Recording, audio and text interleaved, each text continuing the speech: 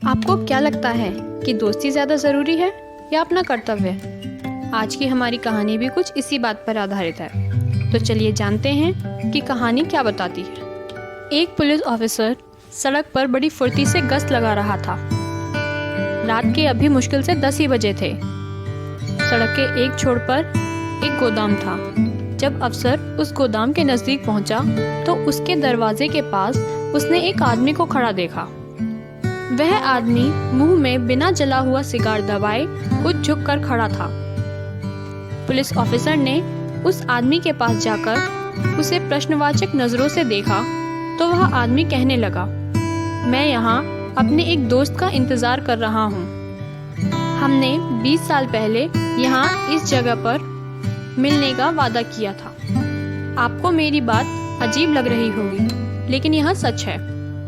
यह कहकर वह आदमी माचिस की तीली जलाकर सिगार सुलगाने लगा। उस जलती हुई तीली के उजाले में पुलिस ऑफिसर ने उसका चेहरा देखा। उसका चेहरा पीला था, आंखों में चमक थी और दाहिनी भौं के पास एक छोटा सा दाग था। उसके टाइपिन में एक हीरा कुछ अजीब ढंग से जड़ा हुआ था। उस आदमी ने आगे कहना शुरू किया, 20 साल पहले यहाँ गोदाम नहीं था, बल्कि इस जगह पर बिक्चो नाम का रेस्टोरेंट हुआ करता था।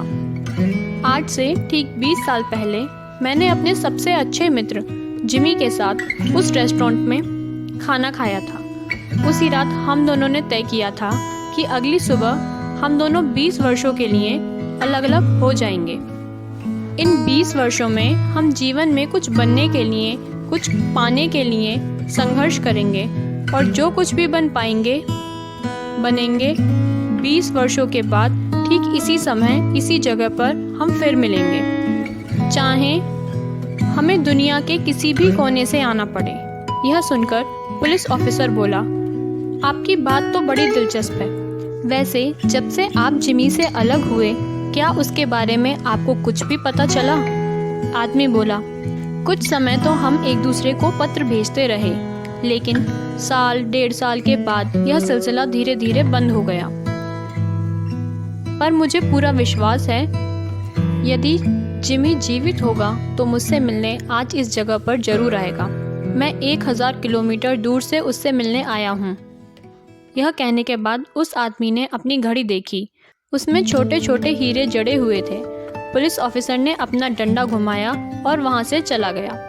करीब 20 मिनट के बाद एक लंबा सा आदमी जिसने ओवरकोट पहना हुआ था उस आदमी के पास आया और बोला, क्या तुम्हारा नाम बॉब है?